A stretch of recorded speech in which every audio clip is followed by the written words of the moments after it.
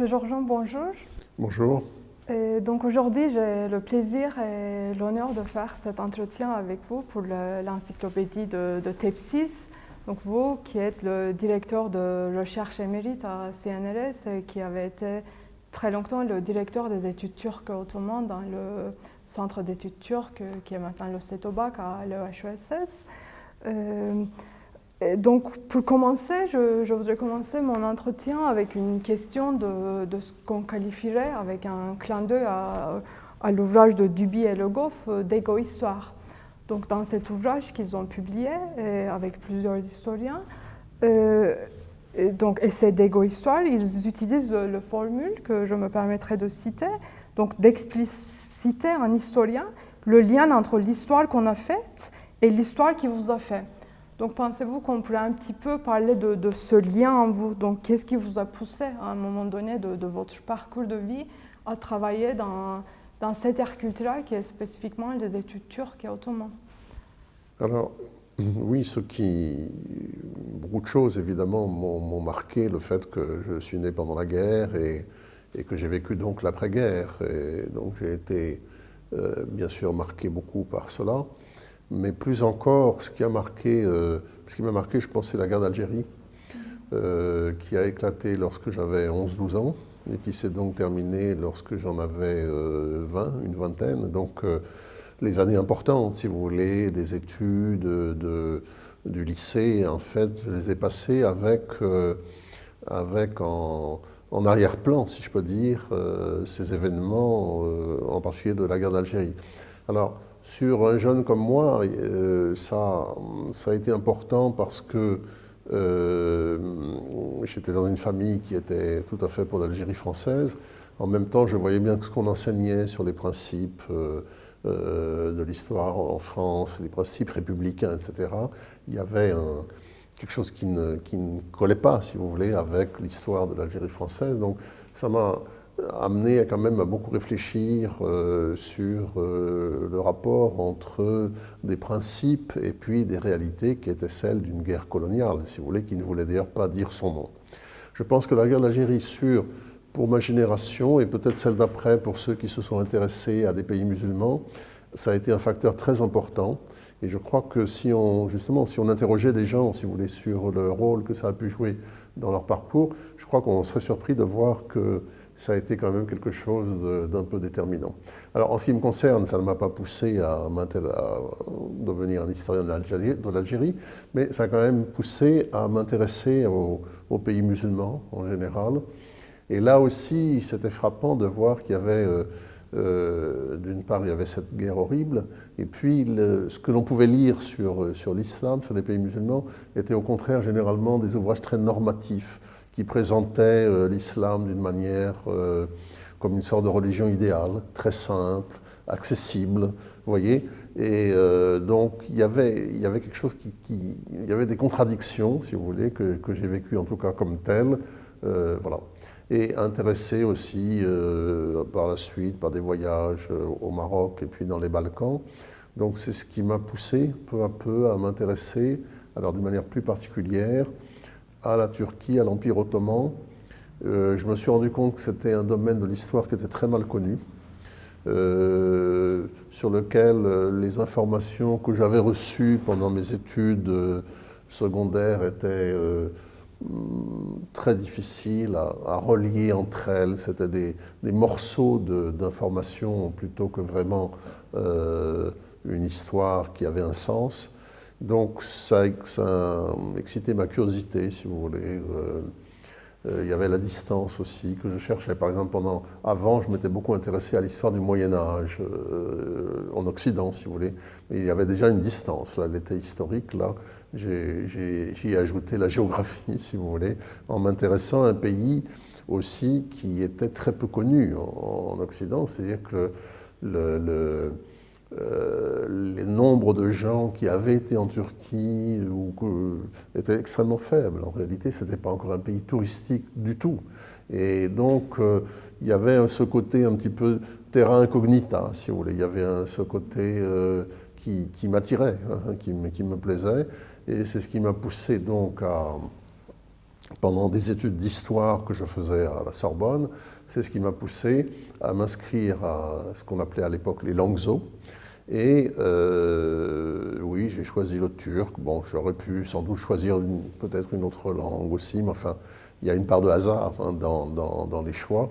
Et il se trouve que cette langue m'a passionné. Au fond, j'avais aucun contact avec la Turquie, ni familiaux, ni amicaux, ni de rencontres quelconques, si vous voulez. Et donc c'est par la langue, en réalité, que j'ai commencé à m'intéresser. Une langue dont il faut dire qu'elle est très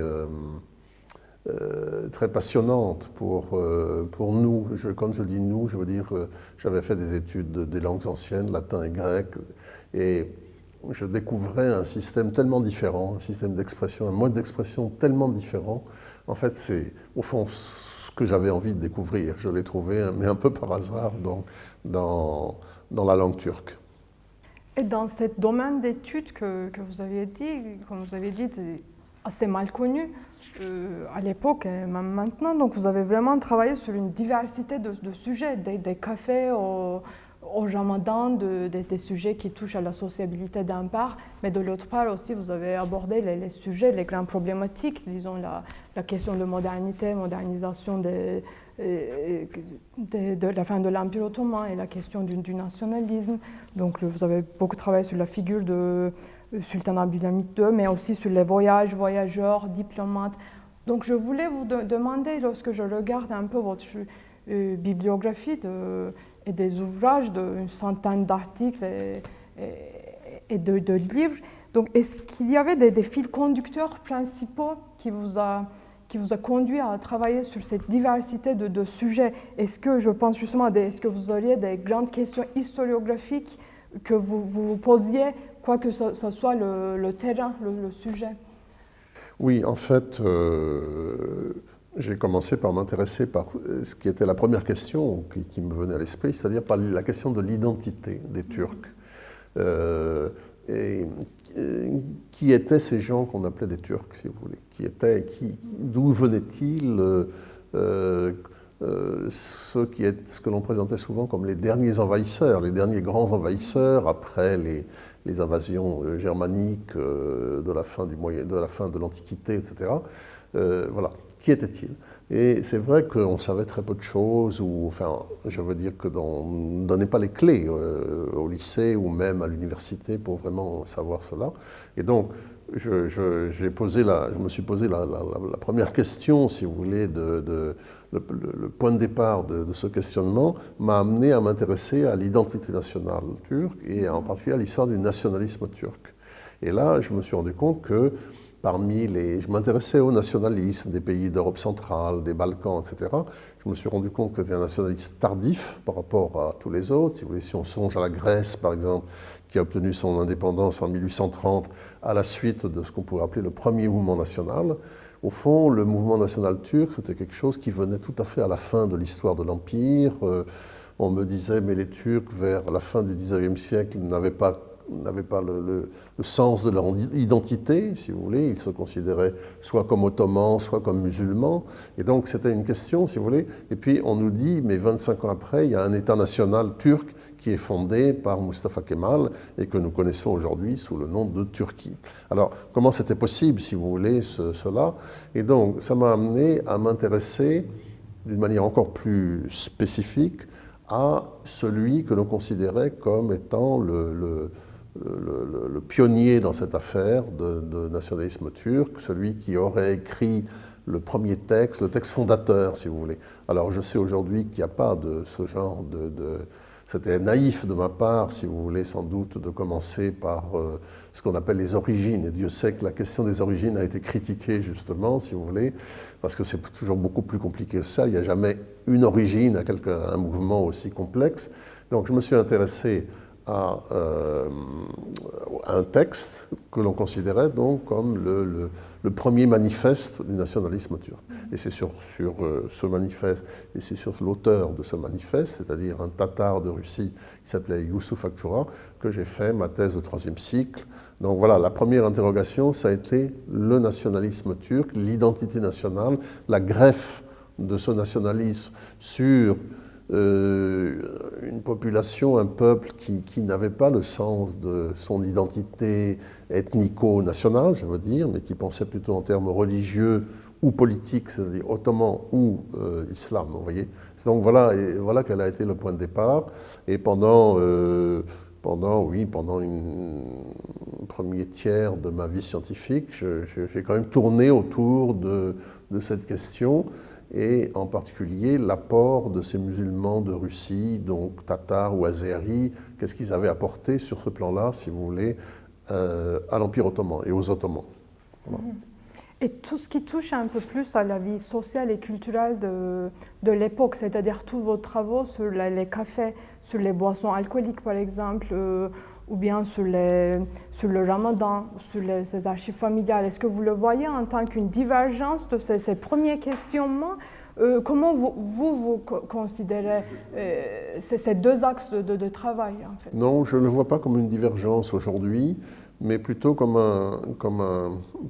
ce ne serait même pas un prolongement exactement, mais plutôt comme quelque chose une ouverture, si vous voulez, plus large sur le domaine. C'est-à-dire, après avoir un petit peu satisfait par moi-même les questionnements que je me posais sur le nationalisme turc, et certainement pas apporté les réponses qu'on peut se poser, que les gens se posent en général, moi-même, je suis passé à presque le contraire, mais c'était dans la logique aussi, c'est-à-dire le vivre ensemble dans l'Empire ottoman. Vous voyez, c'est-à-dire qu'à partir du nationalisme turc, je me suis dit, mais finalement, comment ces gens dont les identités se forgent peu à peu, si vous voulez, et jusqu'à devenir, à prendre des formes de violence pour s'imposer en tant que peuple à l'intérieur de l'Empire ottoman, si vous voulez, eh bien, comment, à l'inverse, d'une certaine façon, d'une manière plus large, eh bien, il y avait pu avoir un côtoiement, un vivre ensemble ou un vivre côte à côte. Comment est-ce que cette pluralité de l'Empire ottoman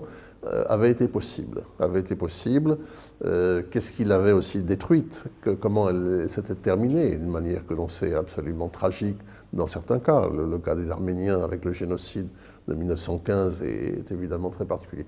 Donc, je me suis intéressé à ça. Comment est-ce que ces communautés dont l'identité s'est trouvée renforcée, comment ces confessions qui ont, disons,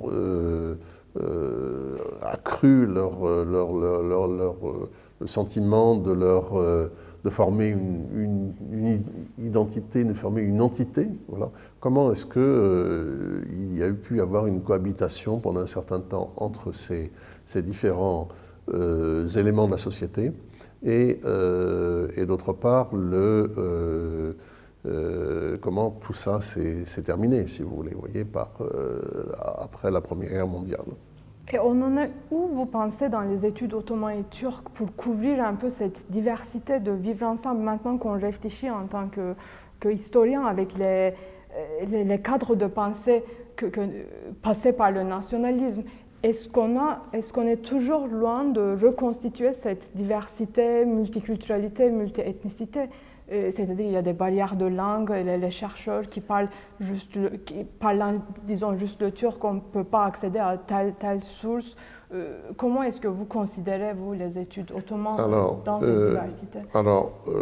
Quand j'ai commencé à m'intéresser à la Turquie, c'est-à-dire au début des années 1970, on avait en fait très peu il y avait les recherches sur la Turquie étaient pas très nombreuses et elles se sont développées beaucoup à partir des années 1960-70. Il y a eu commencé à ouvrir les archives ottomanes en particulier. Et puis il y a eu un boom extraordinaire ces dernières années, c'est-à-dire depuis 15-20 ans.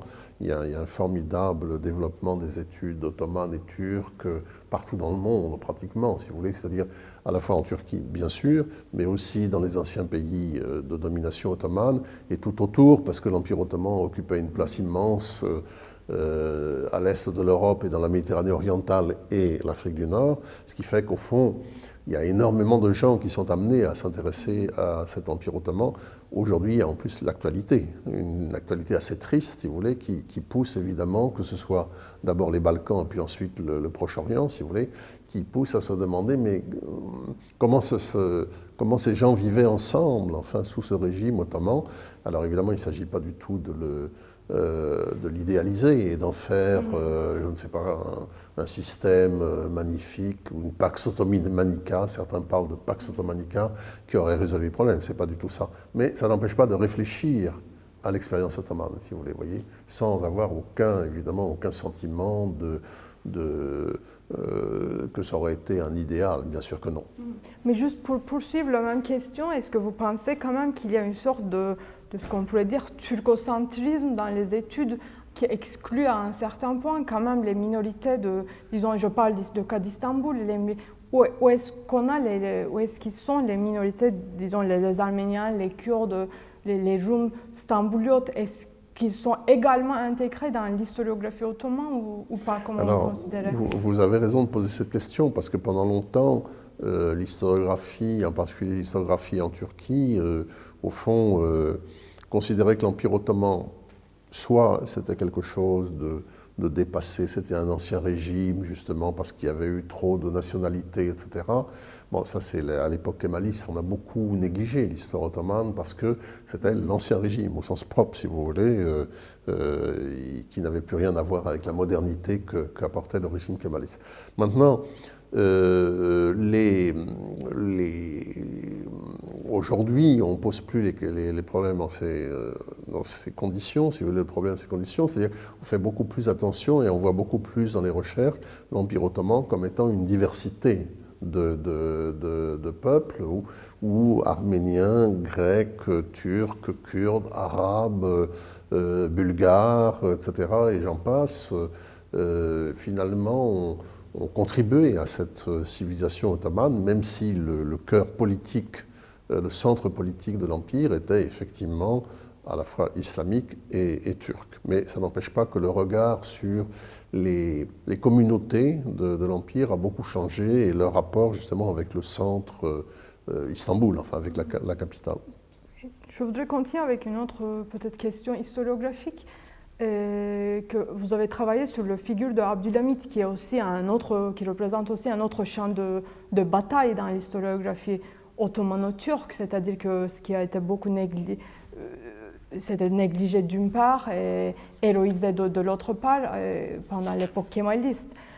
Donc ça a été vraiment bipolarisé. D'un côté, je réfère à toute cette discussion de si on peut le considérer soit comme le grand sultan modernisateur d'un part, ou bien soit il est considéré comme le sultan rouge, le despote sanguinaire de l'autre part.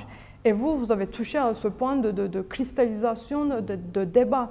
Donc comment est-ce que vous voyez un petit peu d'un côté les réceptions de votre travaux, et je voulais vous demander comment l'historien pourrait se situer dans de tels espaces où l'histoire, c'est dans des terres culturelles, disons, où l'histoire, c'est tellement idéologisé. Comment vous situez-vous en tant qu'historien? Oui, alors c'est vrai que on pourrait considérer que je m'intéresse à la biographie, puisque justement après ce travail sur ce Tatar, Yusuf Akçura, bien des années après, j'ai écrit cette biographie d'Abdülhamid. En fait, ce sont deux choses différentes. Ce Tatar de Kazan, en fait, qui était venu dans l'Empire ottoman, je dirais qu'il m'a servi un petit peu de ce que les anthropologues appellent un informateur, si vous voulez, parce qu'il était à la fois un petit peu en dehors de la société ottomane, par le fait que c'était un musulman de Russie, et en même temps dedans, parce qu'il travaillait à Istanbul, si vous voulez, et qu'il a mené la plus grande partie de sa vie à Istanbul.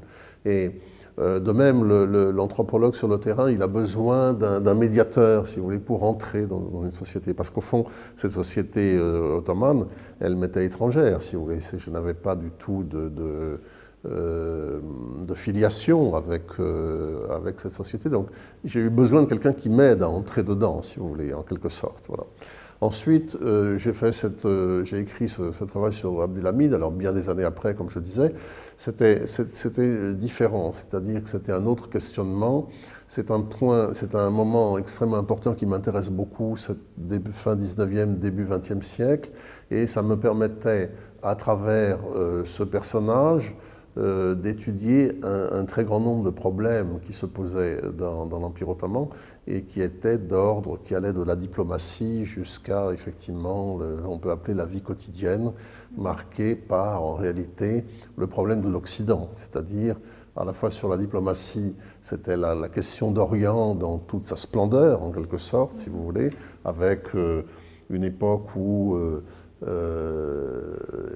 c'est l'époque où la France occupe la Tunisie, établit son protectorat de Tunisie, les Anglais occupent l'Égypte, occupent Chypre, il y a des indépendances dans les Balkans qui continuent, c'est-à-dire c'est vraiment une période clé, si vous voulez, sur ce plan de la domination européenne sur l'Empire, de l'impérialisme européen. En même temps, il y a les nationalismes donc dans les Balkans qui continuent, et il y a quelqu'un qui arrive au pouvoir dans l'Empire ottoman et qui, grâce à des moyens modernes qui étaient à sa disposition, par la modernisation des États, si vous voulez, au XIXe siècle, qui concentre un maximum de pouvoir.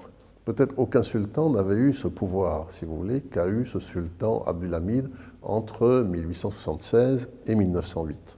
Au moment de la Révolution de 30 ans d'un pouvoir considérable et en même temps d'une sorte d'impuissance aussi, si vous voulez, à agir sur des événements du fait des pressions d'Europe, du fait des nationalismes dans l'Empire. Donc ça, c'était une question qui était très, très intéressante. Vous voyez, c'est une autre question, mais qui m'intéressait, qui était au fond ce rapport entre le pouvoir réel et puis un petit peu le pouvoir virtuel. Le thème du califat, par exemple, c'est un thème qui est d'actualité, hein, si vous voulez, à cause de Daesh.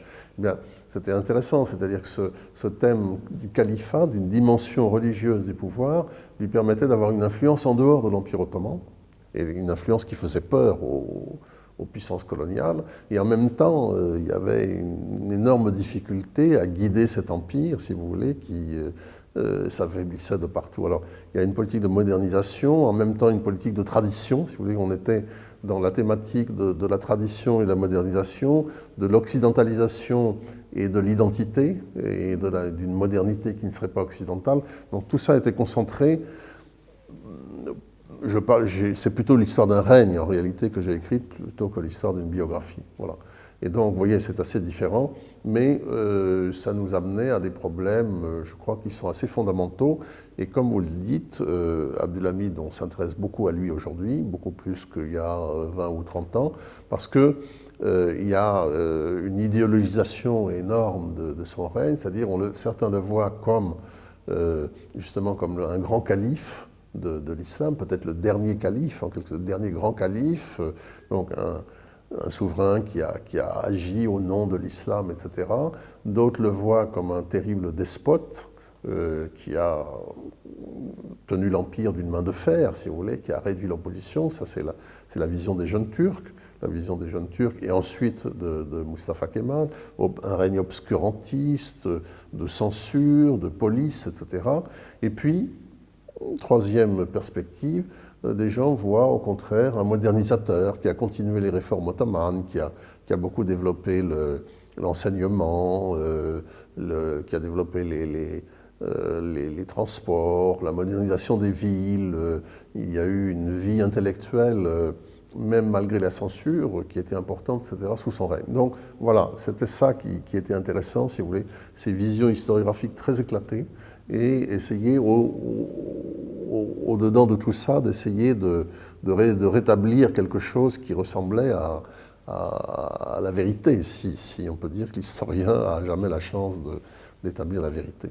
Et si on généralise un petit peu cette discussion en sortant de la figure de Abdulhamid, comment vous considérez la perception de l'histoire dans la Turquie d'aujourd'hui, tout ce qui est un peu, je pense, à les usages de l'histoire, à l'idéologisation de l'histoire, et je pense notamment à ces nouveaux modes un peu qu'on qualifie néo-ottomanistes. Comment vous voyez tous ces développements? Ce qui est frappant pour un chercheur étranger qui aborde l'histoire de la Turquie, c'est à quel point elle est l'objet aujourd'hui de débats idéologiques. Mm-hmm. Et donc il y a, en tout cas moi j'avais le sentiment que les écoles historiques en Turquie sont fortes. Il y avait vraiment une très grande écoles, enfin il y a des écoles si vous voulez, il y a énormément de production historique, il y a des départements très actifs, etc.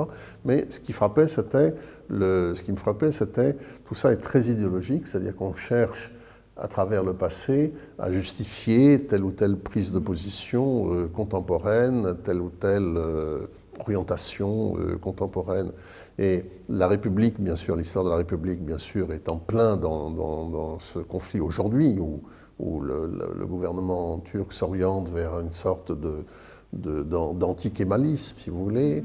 Bon, mais c'était vrai aussi pour d'autres périodes de l'histoire. C'était vrai pour Abdulhamid, l'époque d'Abdulhamid, dont je parlais, si vous voulez, donc considéré comme le sultan rouge, une sorte d'horreur, de despote, ou bien d'un grand souverain. Vous voyez, donc tout ça étant relié à des prises de position contemporaines. Mais aujourd'hui, je pense qu'on est en train de dépasser cela. Il y a des travaux d'une grande qualité qui se font. La méthode historique s'est beaucoup affinée. L'esprit critique aussi. Donc je suis plutôt optimiste, si vous voulez, quand je vois ce qu'est l'historiographie aujourd'hui, qui a pris un développement extraordinaire partout dans le monde, comme je disais, y compris en Turquie. Donc, et bon, il y a des chercheurs tout à fait remarquables, des enseignants exceptionnels, si vous voulez. Donc je suis assez optimiste et je crois qu'on va aller vers des consensus, enfin, je l'espère en tout cas, ou des consensus, pas exactement ça, mais vers l'établissement de choses moins idéologiques, si vous voulez, de point de vue moins idéologique sur l'histoire de l'Empire ottoman en particulier. Et lorsque je regardais à votre biographie, j'ai noté que vous aviez eu des postes un peu, qu'on peut qualifier cruciaux à certains points de l'histoire, à certains points de tournant de l'histoire. C'est-à-dire que vous étiez enseignant au lycée en 1968. Ensuite, vous étiez par exemple à l'IFEA, à l'Institut des études anatoliennes, l'Institut français des études anatoliennes à Istanbul, et en 1979, donc justement un an avant ce fameux coup d'État de 1980. Et donc tout cela, est-ce que, surtout je pense à ce cas en Turquie, est-ce que ces moments de tension politique, est-ce que ça vous a permis de poser des questions sur votre propre pratique d'historiographique ou des questions historiographiques en général? Oui, bien sûr, oui, vous avez raison, c'est-à-dire qu'il y a eu... effectivement, il se trouve qu'en mai 1968, je n'étais plus étudiant, je venais de finir mes études et donc j'étais déjà enseignant. Vous voyez, des gens diraient que j'étais de l'autre côté de la barrière, mais en réalité, il n'y avait pas de barrière.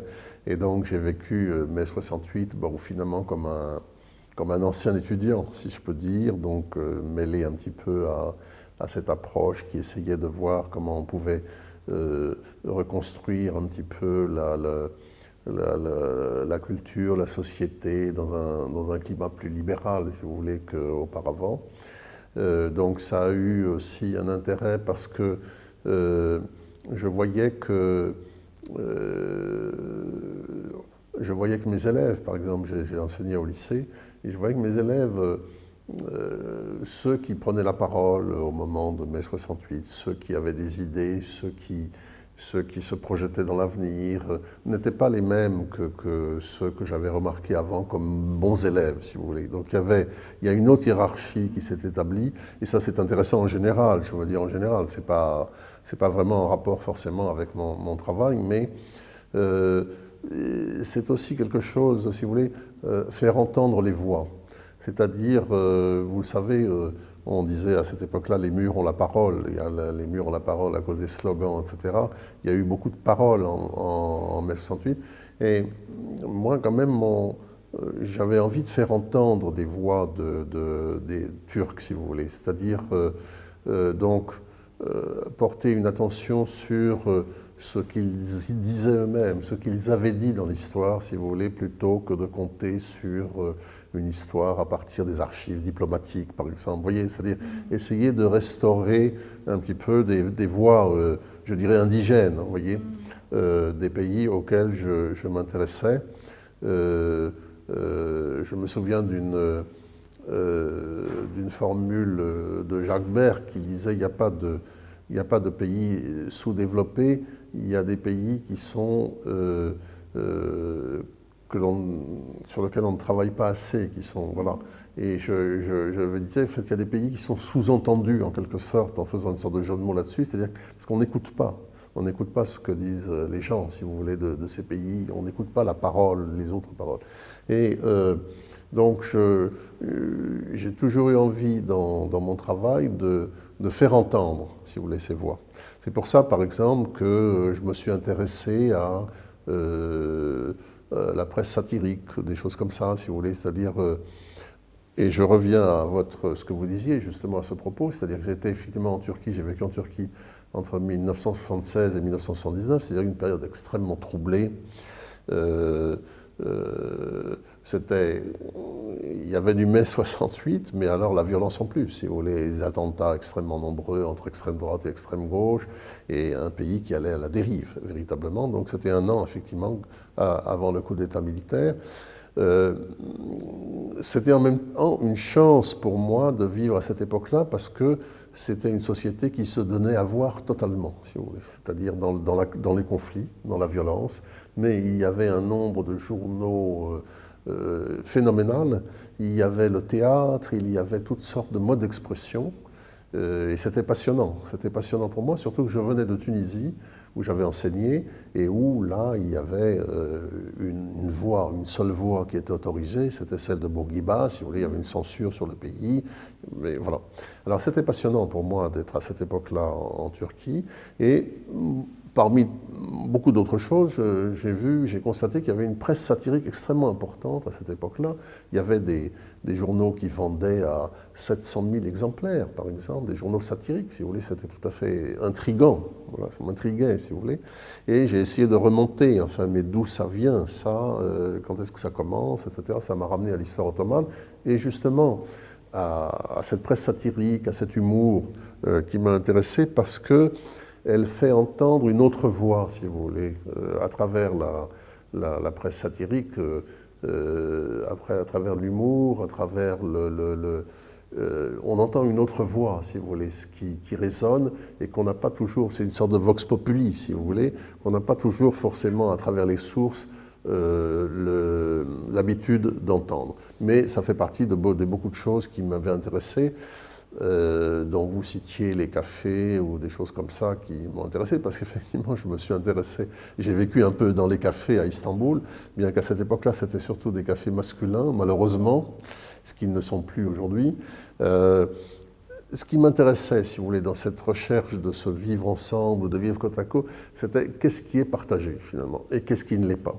Hein, vous voyez, c'est-à-dire on a un système pluriel, on a un système d'un pluralisme extraordinaire d'ailleurs, si on songe à qu'est-ce que c'était qu'une ville ottomane à cette époque-là, avec toutes sortes de communautés, ayant des langues, des religions, des coutumes différentes, des costumes, des habits, enfin tout ça était tout de même très intéressant. Et qu'est-ce qui est partagé, qu'est-ce qui ne l'est pas? Vous voyez, c'est-à-dire quels sont les lieux qui sont partagés, quels sont ceux qui ressortissent de telle communauté, du privé, de la famille, etc. Quels sont les fêtes, les moments, si vous voulez, qui sont partagés ou qui ne le sont pas, si vous voulez. C'est par exemple le Ramadan. Je me suis intéressé au Ramadan depuis longtemps, mais enfin, actuellement, j'ai terminé un ouvrage sur ce sujet pour Istanbul. Et ce qui m'intéressait, est-ce que c'est vraiment une fête? Est-ce que c'est un moment purement musulman, si vous voulez, ou bien est-ce qu'il y a un partage? Est-ce que ça va plus loin dans la ville d'Istanbul? Est-ce que ça aggrave les conflits entre les communautés, ces moments forts de la vie religieuse et sociale et culturelle aussi, ou bien au contraire, si vous voulez. Voilà, c'est à travers ça que j'ai essayé de répondre à cette question et que je range sous une thématique, si vous voulez, qui est commode, qui est celle des sociabilités, hein, c'est-à-dire les lieux de partage, les moments de partage, mais aussi ceux qui ne sont pas partagés, bien sûr, c'est-à-dire le négatif de la sociabilité, si vous voulez, qui peut être l'indifférence, le côtoiement, la violence aussi. Voilà, tout ça, l'Empire ottoman de ce point de vue-là, c'est passionnant, si vous voulez, c'est un laboratoire fantastique pour l'historien parce que Encore une fois, je crois que les autres grands empires de l'époque, c'est-à-dire russes ou austro-hongrois, pour autant que je les connaisse, si vous voulez, n'offrent pas à ce point de diversité, de pluralité. Et le système ottoman était fondé là-dessus, justement. C'est un système à la fois inégal, inégalitaire, hein, totalement. Les communautés non musulmanes étaient en situation d'infériorité, voilà. Mais en même temps, c'était un système qui défendait justement le côtoiement, la pluralité, le nombre ce qu'on appelait à l'époque les millettes, si vous voulez, c'est-à-dire les communautés ethnico-religieuses, on peut dire. Alors, je voudrais continuer avec une question sur la question des images, de la représentation. Donc, même si vous ne le désignez pas toujours en tant que tel, en tant que les questions de représentation, cette question était toujours au cœur de vos questionnements. C'est-à-dire, vous avez travaillé, comme vous venez de mentionner, sur les images satiriques, mais aussi vous avez touché l'iconographie des jeunes Turcs, ou bien l'image de la femme, ou encore un article sur la question de l'orientalisme à travers Osman Hamdi. Et donc, quelle est votre relation à l'image? C'est la question que je voudrais vous demander, en tant qu'historien d'un part et aussi en tant que l'historien de l'Empire ottoman. Donc, où est-ce que vous situez le rôle de l'image, des sources visuelles dans les études ottomanes? Oui, je me suis beaucoup intéressé à l'image parce que, au fond, depuis très longtemps, l'image accompagne l'histoire, hein, ce n'est pas quelque chose qui est nouveau. Bon, certes, aujourd'hui, il y a une explosion, si vous voulez, de l'image, mais au fond, on a toujours eu, moi je me souviens quand j'étais enfant, il y avait des images dans les livres d'histoire, il y avait des gravures, il y avait il y avait l'illustration, des albums de l'illustration, par exemple sur la Première Guerre mondiale, qui étaient des images, et c'était assez fascinant, si vous voulez. L'image, ensuite, c'est devenu un outil pédagogique, surtout pour moi. C'est-à-dire que je voulais montrer à mes étudiants cette autre, vous voyez, c'est-à-dire que quand il s'agit justement de l'Empire ottoman et que je parle à des étudiants en France, par exemple, il faut leur montrer un cadre, j'aimais leur montrer un autre, des objets différents, si vous voulez, et il faut les visualiser ça évite de longues descriptions qui de toute façon seraient inabouties. Et donc j'ai pensé que c'était intéressant, et dans les cours que j'ai pu faire, que ce soit à l'INALCO par exemple ou à l'École des hautes études en sciences sociales, j'ai toujours aimé accompagner les séminaires ou les cours justement de projection d'images. Alors au début c'était des diapositives et maintenant bien sûr c'est passé à des moyens plus perfectionnés, mais ça ne change rien sur le fond, si vous voulez. C'est que je pense que l'image est très importante, oui, d'un point de vue pédagogique, c'est-à-dire c'est comme une sorte d'accroche, si vous voulez, pour la mémoire, de repérage des lieux. C'est comme un voyage qui fait, lorsqu'on voyage dans un pays étranger, on a envie après ça de s'y intéresser, si vous voulez, plus encore qu'avant quand on y part, si vous voulez, parce que vous avez des images, vous avez des repères visuels et que c'est important. Mais ça a été plus que ça aussi, parce que il se trouve que au moment du centenaire de la Révolution jeune turque, donc c'était en 2008, je voulais organiser à Paris une manifestation assez importante, donc c'était un colloque au Collège de France. Pourquoi? Parce que Paris a joué un rôle très important dans l'histoire en général de la modernisation ottomane, parce que c'était la ville modèle, c'était un petit peu le modèle à la fois politique mais également urbanistique, artistique pour les élites d'Istanbul qui étaient déjà très formées à la culture française. Donc il y avait une attraction de Paris. Paris a joué un rôle particulier dans le rapport des Ottomans à la modernisation, si vous voulez. Vous voyez, c'était un peu une ville universelle en quelque sorte. Elle représentait la ville, pour ainsi dire. Et donc, voilà. Donc il fallait marquer, si vous voulez, ce centenaire des jeunes Turcs par quelque chose sur Paris. Et donc un grand colloque que nous avons organisé au Collège de France. Et de mon côté, intéressé par l'image, j'ai voulu faire un film sur les jeunes Turcs à Paris, ou plus exactement le Paris des jeunes Turcs. Le Paris des jeunes Turcs.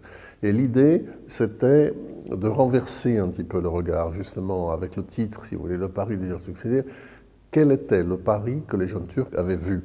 Et vous voyez, vous renversez le rapport à l'image, c'est-à-dire ceux que j'étudie, ceux sur lesquels je travaille, si vous voulez, disons les jeunes Turcs, eh bien, qu'est-ce qu'ils ont vu de Paris? Et c'est évident que ce n'est pas ce que je peux voir moi aujourd'hui de Paris, ce n'est pas non plus ce que les Français de l'époque ou les Parisiens de l'époque voyaient de leur propre ville, c'était autre chose. Et ce film, pour ça, m'a beaucoup appris, si vous voulez, en travaillant sur ce sujet, parce que il m'a quelque chose sans doute que si je ne l'avais pas fait, je n'aurais pas bien compris, vous voyez.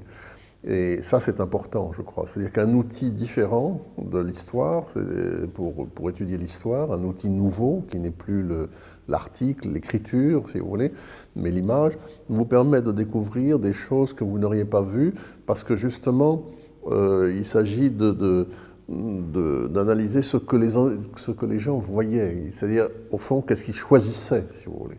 Essayer de voir à travers leurs yeux. Voilà, ils avaient leur Paris. Ils avaient leur lieu de mémoire qui n'était pas ceux des Parisiens. C'était leur lieu de mémoire. Les jeunes Turcs qui étaient à Paris avaient leur propre lieu de mémoire parce que c'était les choses qui les fascinaient, qui les retenaient. Alors je vais vous citer deux exemples. Il se trouve qu'à la fin, enfin à l'époque de la Troisième République, il y a eu un développement de la statuaire tout à fait extraordinaire à Paris, enfin en France en général, et à Paris en particulier. C'est la moindre place publique, le moindre monument, il y avait des statues. Des statues de grands hommes, des statues de grands hommes, mais aussi des statues d'intellectuels, donc parmi eux, si vous voulez, c'est-à-dire les grands ancêtres, en quelque sorte, c'est-à-dire les philosophes du XVIIIe siècle, c'est-à-dire Voltaire, Montesquieu, Rousseau, Diderot. Et si vous regardez, vous verrez qu'à Paris, ils sont encore représentés. Mais c'était énorme à cette époque-là. Alors, il y avait non seulement des militaires, bien sûr, des chefs de guerre, des généraux célèbres, mais il y avait aussi cette partie de la société civile qui est très importante, des inventeurs, etc. Et d'une certaine façon, les jeunes Turcs, les intellectuels, voulaient être cela. Ils n'avaient pas cette considération, vous voyez, dans leur pays. D'abord parce qu'il n'y a pas de statut. Hein, on est dans un pays musulman, donc la statuaire n'existait pas. Et par conséquent, ça les a fascinés de voir ces intellectuels qui étaient reconnus au point que l'on les statufiait, si vous voulez, en quelque sorte. Voilà. Et sur un deuxième point aussi, c'est que un autre bâtiment aussi, ça m'a beaucoup frappé aussi, c'est le Panthéon. C'est-à-dire qu'ils ont été... ils se sont beaucoup interrogés sur ce bâtiment. Le Panthéon, ça a été à l'origine une église. Et puis ensuite, là, ça a été transformé en temple des grands hommes. C'est-à-dire que le passage, en plus du religieux, si vous voulez, à quelque chose de tout à fait séculier et laïque, était déjà quelque chose de très frappant. Une église qui devient quelque chose d'autre, si vous voulez. Vous voyez, bon, ça pose problème. Et puis, il y a cette formule qui se trouve sur le fronton du Panthéon, qui est à la patrie, aux grands hommes, la patrie reconnaissante. Et si on songe à un jeune Turc en 1900 qui voit cela, si vous voulez, il ne peut être que stupéfait. Et pourquoi? Parce que les grands hommes, c'est plutôt des militaires. La patrie ottomane, c'est quelque chose qui n'est pas encore très constitué. Et puis la reconnaissance, elle n'existe pas, justement. C'est-à-dire qu'elles ne sont pas reconnues en tant qu'intellectuelles. Et or, il y avait les grands philosophes, certains d'entre eux en tout cas, au Panthéon. Donc, voilà. Ce qui est intéressant, c'est que je me suis rendu compte de ce qu'ils voyaient, si vous voulez, de Paris. C'est-à-dire, et en fait, c'est pas vraiment à travers les textes que j'aurais pu comprendre ça. C'est-à-dire, c'était vraiment un effort pour se mettre en quelque sorte à leur place et voir et avoir leur champ de vision. Bon, bien sûr, c'est un idéal, si vous voulez, on ne peut pas le reconstituer complètement, mais je crois que c'est un point important. J'ai justement des mémoires très vives de ce film que j'avais eu la chance de voir à Istanbul lors d'une exposition de celui de Ethem Aldam, le Paris des Ottomans. Le film avait été projeté.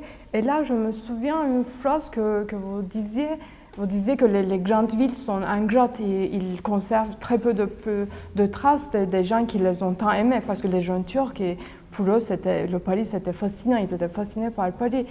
Mais quelles sont les traces que vous aviez pu trouver plus concrètement? Vous aviez pu trouver des traces aussi, et, disons, à part regarder, à essayer de regarder Paris à leurs yeux. Mais il y en avait peu. Il y en avait peu, c'est-à-dire que c'est vrai qu'on n'a pas gardé de traces du passage des jeunes Turcs. Simplement, ils ont laissé des mémoires, si vous voulez, beaucoup. Et beaucoup, donc, ont écrit des fragments, pas très très nombreux d'ailleurs, sur leur vie à Paris. Ils étaient jeunes, si vous voulez. C'était un moment important de leur vie, pour la plupart d'entre eux. Mais c'est vrai qu'on aurait pu espérer plus de détails sur leur vie à Paris, mais quand même, on pouvait suivre. Certains ont fait des études, certains ont mené une vie assez difficile à Paris. C'était pas facile de vivre à Paris à ce moment-là. Ils étaient un petit peu surveillés par la police aussi, donc il y avait comme source, si vous voulez, il y avait des archives de la préfecture de police, par exemple, qui avaient certains détails qui étaient amusants, on peut dire, assez intéressants sur eux. Il y a eu des événements aussi auxquels ils ont participé.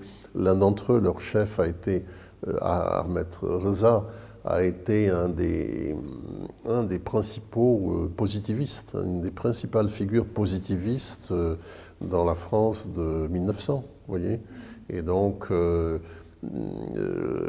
c'était quelque chose aussi qui était intéressant, sur lequel on pouvait trouver des documents. Mais il est vrai, par exemple, je n'ai jamais trouvé de photos de jeunes Turcs à Paris, par exemple. C'est assez frappant, si vous voulez. Je ne les voyais jamais, eux, dans un cadre parisien. Enfin, ce cadre, on pouvait le reconstruire. Ils ont été témoins de choses très importantes, c'est-à-dire le début du cinéma, la construction, la grande exposition universelle de 1900 à Paris. Donc tout ça, c'était important. Des événements aussi les ont marqués, comme la loi de laïcité de 1905, qui les a beaucoup intéressés, bien sûr, parce que se posait la question de l'islam dans leur propre société. Et voilà, si vous voulez, il faut savoir quand même que 20 ans après, ou même moins que cela, non, 20 ans, il y a eu la laïcité qui a fait sa greffe en Turquie, si vous voulez, sous la houlette de la direction de Mustafa Kemal. Donc tout ça était quand même intéressant, c'est une époque intéressante. Et bon, mais je retiens l'outil cinéma, film pour l'historien, et qui me paraît être non seulement quelque chose qui permet un reflet, mais plus que ça, c'est-à-dire que ça permet de voir des choses que peut-être on n'aurait pas vues.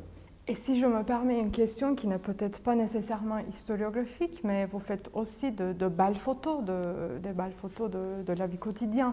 Est-ce que pour vous, faire des photos, c'est aussi une manière d'observer, de capter la société dans laquelle vous êtes, ou qu'est-ce que ça représente pour vous, le pratique même de faire des photos? Oui, enfin, ça je suis un photographe très très modeste, mais qui aime prendre des photos. D'ailleurs, ce n'est pas quelque chose de très ancien chez moi. Bon, oui, ça fait partie de cet intérêt pour l'image. J'ai un bon stock de photos, surtout prises à Istanbul d'ailleurs, à vrai dire.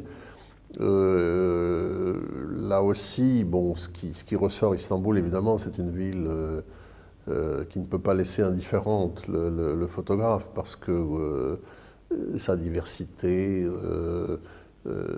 on est tellement, je veux dire, c'est une ville tellement anti-géométrique, si je peux dire, si je peux utiliser l'expression, si vous voulez, que c'est vrai que ça fascine, enfin, d'une certaine manière. Donc ça m'a intéressé, les couleurs, bien sûr, la lumière, tout ceci. Bon, en fait, oui, c'est une ville rêvée pour le photographe, mais il y a des très grands photographes, comme Araguler, photographe arménien d'origine arménienne, turque, et qui est mondialement connu, qui a évidemment beaucoup mieux rendu cette atmosphère. Dans les années 50 en particulier, et ce qui est très intéressant avec les photos qu'il a prises dans les années 50, c'est de voir les changements dans la société d'Istanbul par rapport à aujourd'hui. Bon. Istanbul était une ville d'hommes à chapeau dans les années 1950 et le chapeau a disparu. On voit visuellement qu'il y a des changements absolument considérables qui sont produits et la photo évidemment permet avec le temps de témoigner de cela. Donc de ce point de vue-là, elle est intéressante effectivement.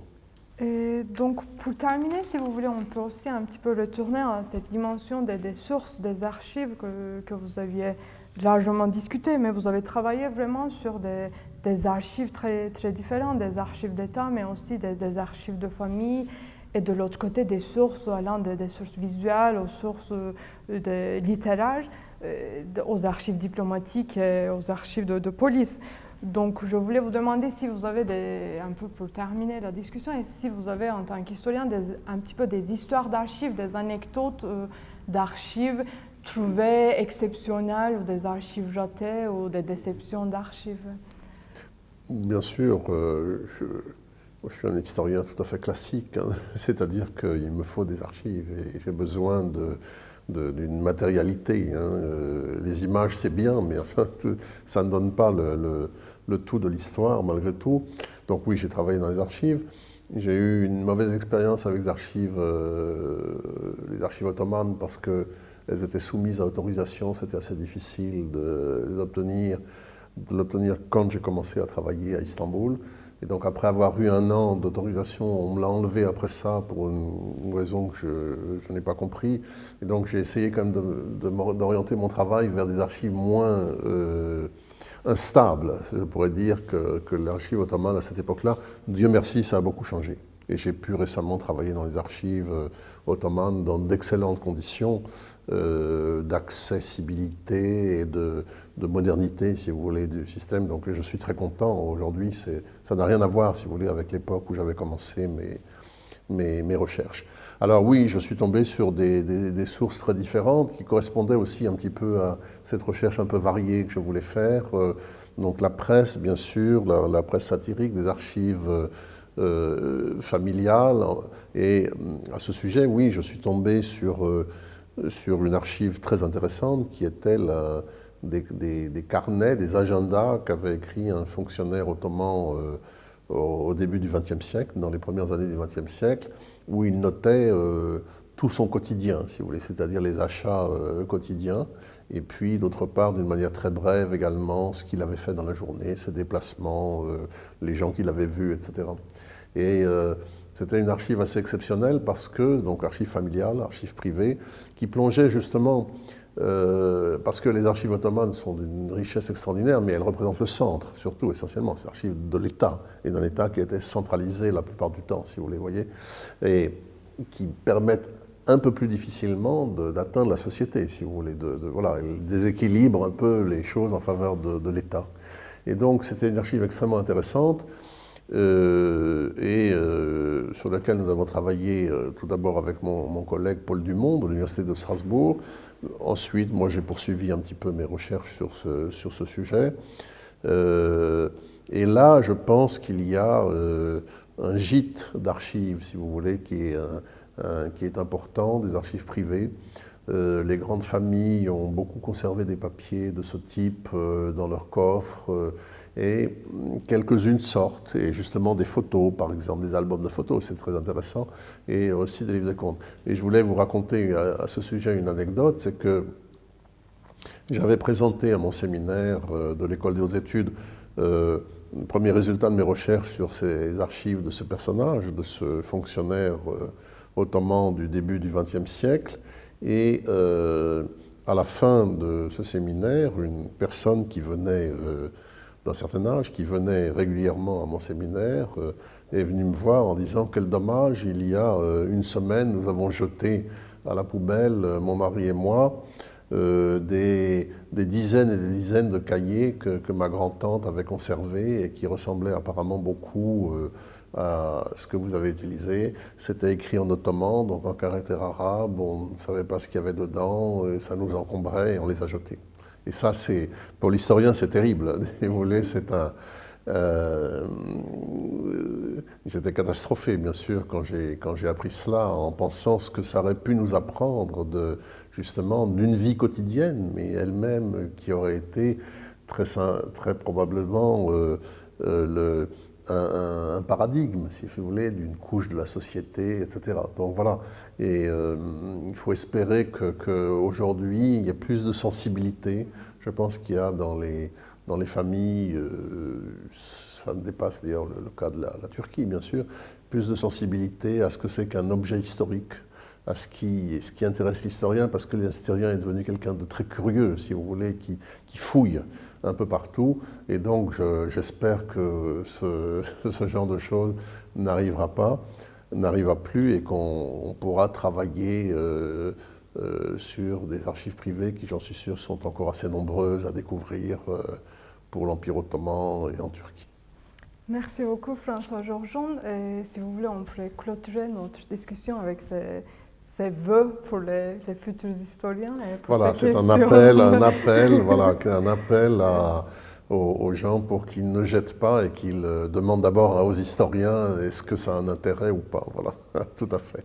Merci à vous.